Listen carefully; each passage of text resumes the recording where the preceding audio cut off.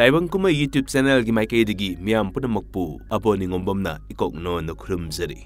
Ngasi miyamda pathoktuna tahan jagadoriba lairik asidi khunai amasung angang semba.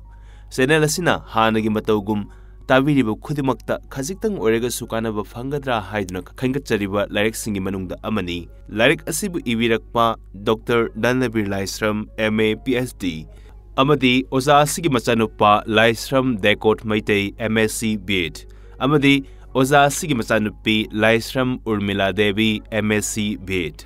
Lairik asibu pathoktuna miyamda tahanjage na hairuba matamda harau yabirakpagidamakta oza Danabir Laisram busu hainingai leidana thagatpa phongdoksari. Lawbirasi khunai amadi angang semba. Khunai amagi chaukhattabagi napchai onbada mahai masing tambagi liklamga amasung masigi pothoknaga lepi. Maramdi mahai masing fazana tambaga khunai dugi miyamna lausing tabaga mari yamna leinei. Adubu mahai tambagi liklamduna leibak adugi oiriba khunai lon leingak lon amasung senmitlonga sanana satrabadi tungi punsironda leibak tugi wathok lanthokka sagonaraga laktrabadi kana khraba mahai tamba haibase mahai saba ngamde. Masimak Bharat ki mahai tambada mami sauna tari. Aikhoi gi mahai tambagi liklamda oza amasung mahairoi anigi phajaba mariga loinana ukhong wakhongda lairik tamlakpadu nataba anauba matamgi lairik matamdi East India Company laklaba matung ing 1915 dagi horakpani. Lairik tamba hobadu saheb ki loilam leingak ki apambada chada yumpham oiraga tamkhibani. Isam samna loilam leingak kidi makhoina pamba lanthum sansanglen achobagi masak oiba yaba lau singubagi pothok mayam asi ngamliba makhai peknanaba loli khangba loisang kaya lingkhatuna English haiba ngangba iba haiba mi puthokpagi lairik matamda yumpham oirai. Masidagi hendoktuna makhoigi sinsang sangnaba lambi thong semgat sagatpa hainaba tongan ba hiramgi loisang kaba miyoising asumna lairik tamba haukibasina ikai kaidana adum chatharaki. Maram asina thabakpu tawrabadi loisangbu karabadi lairik hairaba miyoini lairik tamlibasa loisang kanabani. Angang na lairik tambadasu loisang kabagi mangda lairik tammi. Mama mapana angang sembadasu manglan siga sagon naraga chatli. Lairik tamba loiraga leingaki loisangda thabak ama tawba phangdraba ningba kaire thabak phangdrabani haiduna ayambana leinari. Tamlakiba lairik matam sinasu thabak suba talahanba mak wangna phangba certificate ama phangba masina loire. Leingak loisangi thabak sinataba miyoiba aikhoigi sangdraba yadraba thabak mayam laubadagi hauraga samkakpa firol tuba khongup saba ake amogi pot puthokpa yum saba u suba khutsa haibagi puthokpa hairiba pumba lairik heudaba pumbana tawhore. Masina maram oiduna anauba khusu khulai sajinaduna matamga chanana thabak tawba ngamdre. Senmitlonda khwaidagi achauba yanglen saru oiriba lalol itik tawbada lairik laisu fazana haiba naha kayana tawduna malemgi kaithenda changsingadabadu sangkhraba matham asida mitop kayana sandanpham oihanduna lakhre. Kaithel khudingi maru oiba sandan lambi makhoigi makhutta leikhre. Lairik haire hairiba naha mayamdusu makida khallaga lairik tamakpana khangliba mayamdu implication tawdana khangliba lausing mayam adu kokta adumak lehauki. Khut yorokpa yaunakidre. Athengbada thabak phangdaba naha kayana tawdaba yadabagi pukning changphatana thabak tawba kharadi haunarakhi. Yamna thengnani tawba horakliba thabak mayamsi masidasu mama mapana nungaitaba pokni thak nemna leiri.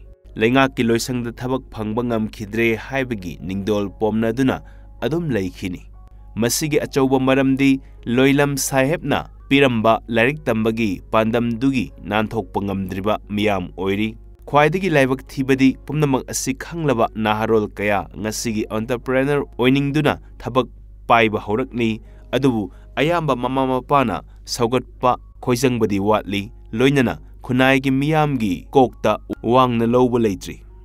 Masigi achauba maramdi mama mapa oiba singna loilam lairik matamgi wakhalon koktagi lawthokpa ngamdabagini. Hanagi ahal lamanna khallabasu ngasigi naharondi khanba matam natrabani. aina pamjaba thabakta inba matam oirabani. China na yamna saukhalakpagi maramsu asinani. Thawoina China gi Jinping President 1995 chatharakpa campaigns loinam lairik matamgi wakhalon kokta lehobadu lauthoksi haibani. Masi hek lauthokpada aikhoigi naha pumba tangkhraba human capital haibadu oirabani. Asigumba wakhal khukhal si khanduna angang semlabadi Manipurgi tungi punsironda arangba haibadu oigani. Wakhalon sina yumpham oiraga lairik si ijabani. Izariba aikhoigi spisi Alization gadi janaba natte adubu chahi 30 muk oja oijarakpadagi aigi imungda nupi songtham kumudini chahi 30 mukki experience leirabini. Ichanupa Laisram Dekot MSc B.Ed Ichanupi Laisram Urmila MSc B.Ed Aikhoi mari mak oja ngaktani. Aikhoi mari tanajaraga lairik asi puthokchabani. Lairik asi angang sembiriba mama mapa lairik laisu wangna tamahudraba education gi knowledge yamna leijadriba singna pabiraga masa masu sembada mateng khara oigadra khanjaraga COVID-19 gi lockdown manungda izakhiba lairik ni. Yamna thak wangba lairik tumakti nachade adubu angang sembagi lambi amadi takchabani. Masigi loinana aibana asumna su phongdokpirai masa masu pikliba mama mapa oiba singnadi lairik asi soidana maki pabiyu haina su ningsingbirai.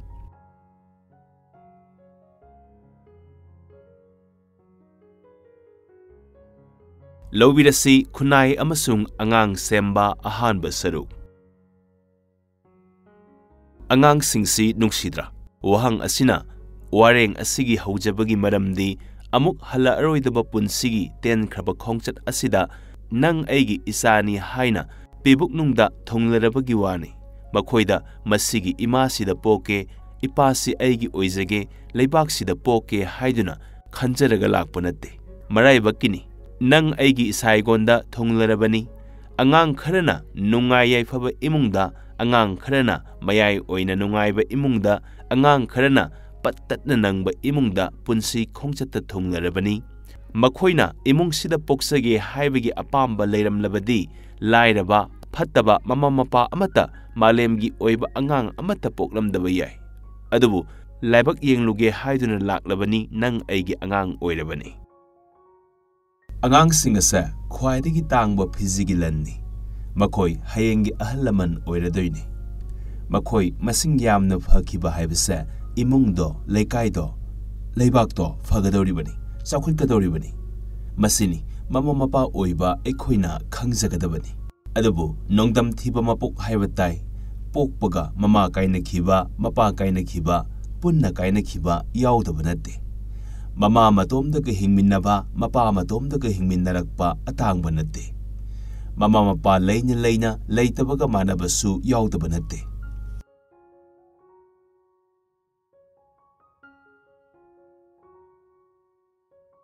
Mathangda lawbirasi angang pokpa amasung saukhalakpa.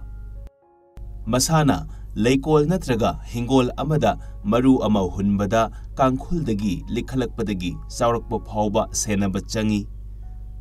Tin phadokani har hapigani makhong sombigani. Asumna sauduna mapal satpa mahai phangjiba phauba senaba malidugi tawdaba yadraba thodangni. Masimakna mama mapana tawgadaba taru tanan leihannaba phattaba potchai pizadaba araiba kharadu nungsina pizaba narak el aga layeng biba thina saibidaba nungsina loina biba thina sabibagi mohutta nungsina gyan tanaba haibiba amukta yadrabasu hanna nungsina themduna haibiba yadraga yamna nungaitaba utuna leiba asumna pisak piingaidagi loinaraklabadi angang ado yamna hena phaba oigalle. Angang phaba phattabadi angang duna natte. Mama mapa oiba amasung akoibagi phibamnani. Malemda leiriba gyan amasung lausing nipal sigi manungda angang amada soidana amadagi tadana yaugali madudi ahanbada linguistic intelligence haibadi lolida hektamak kachan kuya yauna ngangba ahal manba yaubani. Makhoisa aibu oigalle. Anisubada logical mathematical intelligence, wakhal khangalli, angkagumba haigalli, afawba scientist ayambana masini. Ahumsubada musical intelligence, isay nongmayda thaway yawba, thinba yayba khongbada thaway yawgalli. Marisubada spatial intelligence, makhoisi architectagina laisu yekpa phawbu oigalli. Mangasubada bodily kinesthetic haibadi masa khingi, sana khonaba pami, sanaroi oigalli. Taruksubada interpersonal intelligence, wakhal khanba philosopher singi gyan sini, thausil thaurang yatpa haigani.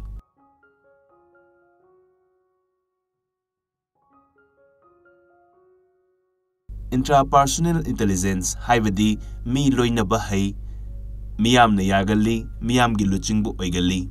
Aroibada naturalist intelligence haibadi masigi lausing amasung gyansi mahusagi khusembusu luna lawi, upan wapal usek oya luna taugalli. Hairiba gyan lausing asi angang amada hena ani ahum panbasu yawgalli, masi chahi 13 fawbagi manungda soidana khangba ngamgani. Lairiksu tamhanba mana pambaduduna hena mityang sangna sembigadabani. Angang amana magi punsi lambida chatpa haibasi panthung laigani amasung lambi laigani. Madugi lambidu sumna chatnaba amasung panthung yongnaba road map ama soidana laigani. Madu mama mapana machaga tanaraga yekadabani, hena khangdraga akhang ahai tanabigadabani. Masida thausil thaurang loina yawgani. Kanagumba angang amana nongmagi oiba daily routine sembagumbani. Hairiba daily routine asida habit oira agadi, masi nature oirakani. Adu oirabadi hena waraktrabasu yai, masida angang adugi ahangma matam amasung free oiba namitsu bibiyu. Masina tantharakpa matamdu amuk tekhatalli. Daily routine asida tumba, haugatpa, chaba, thakpa, school chatpa, sanaba, thabak suba, ahal lamangal loinabadi, saba thakpa matam amasung thabak suminnabada thambiyu. Mana hainaba hiramdudi namit khudingi pothaba matamda pangthohanbiyu. Suti namit kumbadadi maduta mapung phana tawhanbiyu. Mapung maray phara agadi maduna ihen hena honahanbiyu. Pumnamaksigi mathakta miyoi khudingi masagita oiba wakhalol leizagadabani. Masina leibak amada constitution leibagum miyoi amagisu taugadaba tauroidaba leigani. Phidamningai oiba thabak thengnagadaba pumba yaugani. Masidi nongmada hekta sagatpa yaroi, tapna tapna kumai fiyong akoibada leiba matik chaba miyoigi matau tamlakkani. Adunadi angang oiringaida afawa migi punsi wari tahanba, yenghanba, wari liba mathau tariba. Adunatana hauzik tauriba cinema mayam pangphu funaba oiroidaba hero gi matausi uraga angang singda kanadaba mami yamna tahalli. Matang sidani mama mapana role model oyu hairibasi. Afaba taubasi matau tamnaba wari libiba, fataba taubadusu madugi mahai wari libiba, sauraga maning hena tamningakani. Adubu madam chaba athingbadi lausing taminaraga thamgadabani. Taubadabu pangthingda thingbadi yaroi. Nupa oirabasu nupi oirabasu angangi matam sunatraba pakhang leisabisu phadriba matamsi khwaidagi nungsidaba matamni. Angang sare asuk sauraga haiba ahal sare matik mapa chadana mahaiba matang sidani ayamba matamda khonthi zariba. Makhoisu sauning tawduna ta leigani. Masi imungi mina khangna loinaba mathau tai. Maduga inkhalakpa matamdadi marup tawna tinabigadabani. Saurakpasi thamjaraga angang amana nauyomnungda leiringaidagi telapna nainazage. Angang amana taibang pharukpadagi saukhalakpa phawbada yengsinbigadaba. Ayamba angang ama mitamba matamda mama mapa oiba aikhoina poke khanna plan tawba yaude mirolaba kandada khangbagum tawi. Madugi mamangda mama mapa yamna nungsinana leiminaba makhoina pamjaba macha ama asigumba hiramsida phawhange khanba oihaningba angangi maongdu oihange khanba ayambana tawkhidabra khanjai. Mironba matamdasu nungsina loinabiba phajana pija pithak tauba nungai nungaiba phidamningai oiba wari sabiba iyaw yawdaba mali anangba imungdadi yamna hena tauba ngamde adubu nungsina loinaba phawbadi ngamgani khanjai nungsina loinabado muk maru oibasi leite haina khanjai nupi muk nungsiba luna taubigadaba kana leiri chawkhattaba lamdadi pokpadasu haraunade chawrakpadasu thawa sabide ipan thaba chaumba nahut nareng ningthina nungaina tawbide mahai tambadasu thawa sabide yumgi thabak ayamba makhoida tawhalli inkhalakpa matamdasu masana khoidajaba nupa machaga ningtamna chatminnaba zamin thangminnaba koizabada athingba ngaktani luhongba phawba hainaraga hongbana kayani mayum panbadasu aunpot yami yamde wathoki wathok ngaktani mau oire thabak pomba mahaki miron badana wariba angang unabasu lanpham achauba amani laibak thiduna laikhidabana kongaini angang singdu yok thakpagi lumkhraba potlum kaya ahal oiraklagasu mawa lawbidabi luhongba nimittagi mama mapa marimata yumnak phawbo hongkhrabani madu mayamduga punsi suppa leiminarakpada kharung mafam sadabagum punsi suppa khudang pifamnaduna hingbana kongaini pumnamaksi yengzaraga luna tawphamdi thoi khanjai masigi mathakta nauna mapuroiba kaina khrabi lukhrabi kaya su leiri makhoina atei mamanabiga thong manana masa sembada puriba potlum pumnamaksi nupa oiba kayana khunai sida khangbidabagi amangbasu sauna lei angangdu poklaba matungda mamagi sangom thoklagana madu phajana pithakpa thoktragana inbigata uriba sangom adu yamna seksina langba nangba chawkhalakliba tha chahigi yenglaga pithakpa saba ingba changna henba mathautai angangdi saba ingba mahi langba nangba yamna khenaba leitana manana thakba yamna pamjai masi ngahak leitana khenana pithakpada makhoi sauningba poi asumna toina sauningba pokpa angang haina tanaba kaya yagande khara saura abadudi sak phajana pijaba yare nga pijabadi angangi brain yamna fei haina akhang aheisingna hainei thainadi angang sak inbasi ngamu phumlauduna toina metlaga inbirami ngasisu madusu ngamdre ayambana alu hawai mahiga inai masisu yamna fei serlekna hena fabanate pu thangba ngamjaba kangbuna tawjarabasu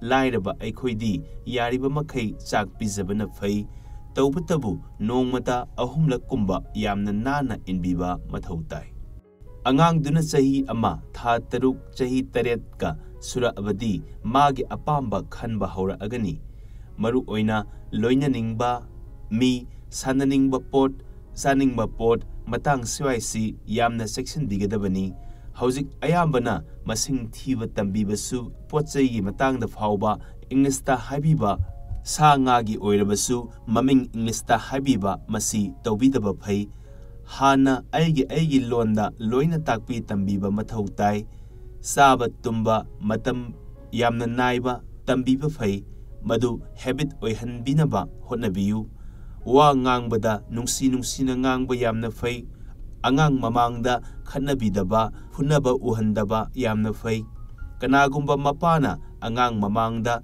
mamada thina phubiba ui masi yariba makhai tawbidaba fei khana chainaba phunaba yam toina tawrabadi angang singnasu laina lawrai makhoi maselsu toina khannarai funarai niyam naidaba imung ama oina urai matang asida lairik asigi ahanba episode losinjare mathanggi anisuba episode tabinabagidamakta channel asibu like comment share amadi subscribe tawbiramo